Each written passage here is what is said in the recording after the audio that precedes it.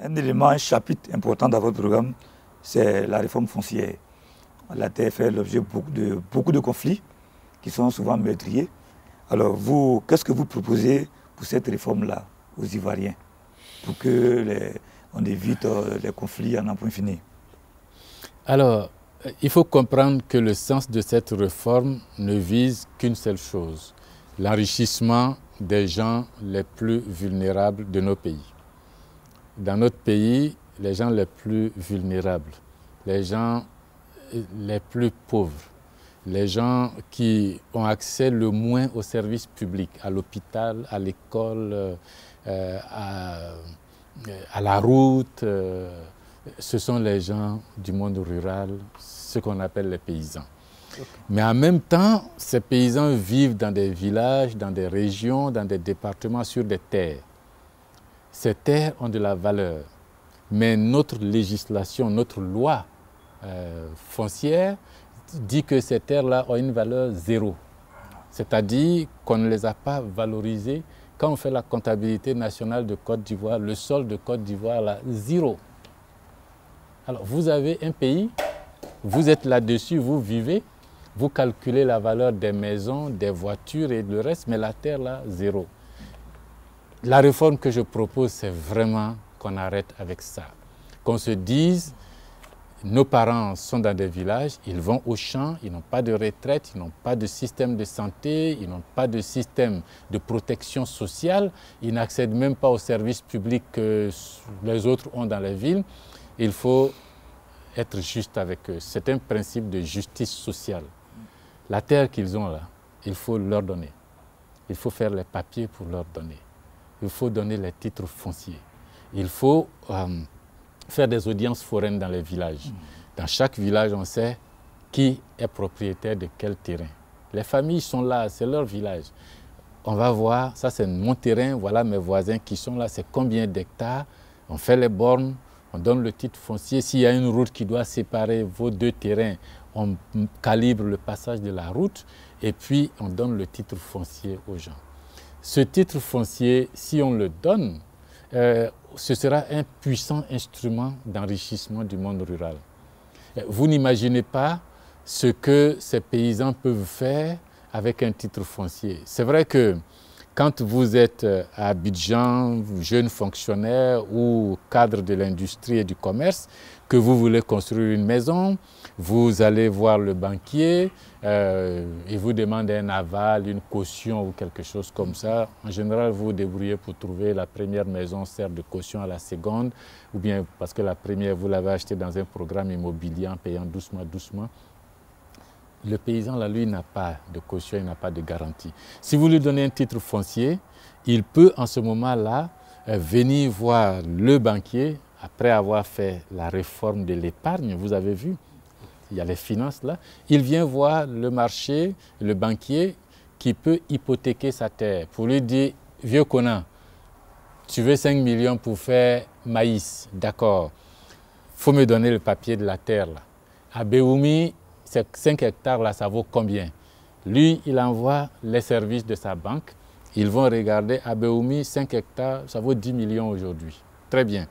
Vieux Conan, la terre là vaut 10 millions, nous on va vous donner 5 millions. Mais les papiers du champ, on garde ça ici en hypothèque. Vous avez 3 ans pour rembourser. Si vous ne remboursez pas, on va vendre votre terre et puis récupérer notre 5 millions. Mais si vous voulez, les 5 millions, vous pensez que le vieux Conan, il va faire quoi? Il n'y a pas quelqu'un d'autre en Côte d'Ivoire pour lui donner une caution, une garantie. Mais son titre foncier qu'on lui donne là, elle devient son papa et sa maman, son protecteur. À partir de là, Conan peut acheter des grains de qualité, peut recruter des techniciens et ingénieurs de qualité pour développer son sol, sa terre, peut accéder à des technologies culturelles de grande qualité. Le rendement, au lieu de faire du maïs et puis sa production est juste braisée dans le village et mangée, et puis il rentre à la maison avec 25 000 francs et puis bon, en attendant la prochaine récolte, il va faire un rendement plus élevé, il va vendre à l'industrie alimentaire qui transforme le maïs et puis Conan devient riche, il n'a plus besoin de faire des doléances à un ministre de passage ou à un chef d'État.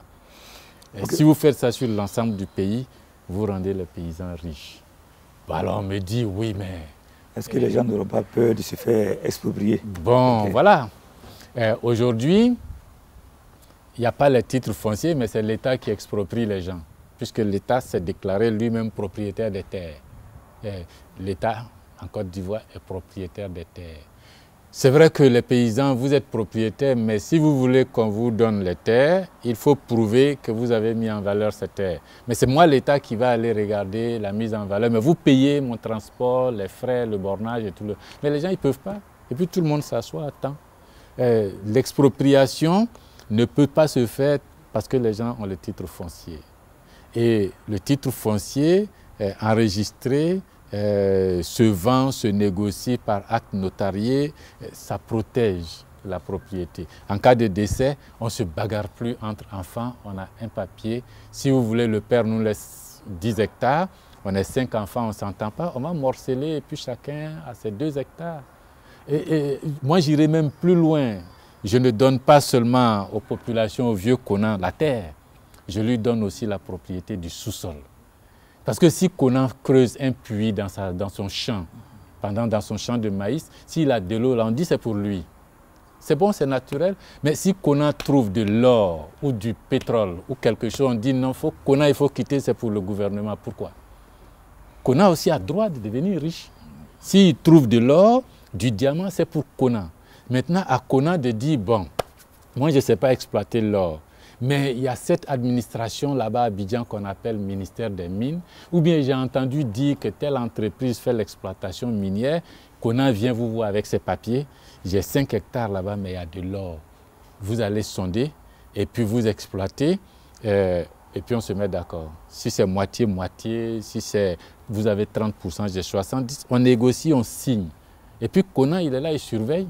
Et puis quand on a exploité, vous avez pris votre part, j'ai pris ma part, et puis l'État attend maintenant, vous payez les impôts et puis vous partez. On n'a pas besoin de chasser Conan et de donner l'exploitation minière à quelqu'un. Et Conan, en faisant ça, il va créer des emplois dans le monde rural. Il va avoir besoin d'ouvriers spécialisés, il va avoir besoin de comptables, de techniciens agricoles, de chimistes. Et puis, en Europe, là, ceux qui font le raisin transforment sur leur site là même en vin. On aime bien le bon vin. Mais ce sont des particuliers qui font ça. Quand on dit château de quelque chose, c'est des paysans qui produisent. Et si vos fonds de pension marchent bien, ces fonds de pension vont aller investir dans l'agriculture sur ces paysans. Moi, je suis maire d'Azadié. Je vois les fonds de pension belges venir développer la banane dans les plantations Aiglin, des bananes de qualité qui sont vendues sur le marché européen. Pourquoi ne pas donner l'opportunité à des paysans de Tias-Salé, Sikinsi, d'avoir aussi la possibilité d'accéder à ces fonds de pension en créant ces fonds de pension, en donnant les titres fonciers, et puis nos parents vont finir avec cette pauvreté et devenir riches. C'est tout, c'est vraiment la préoccupation pour l'amour de la Côte d'Ivoire et de ses habitants.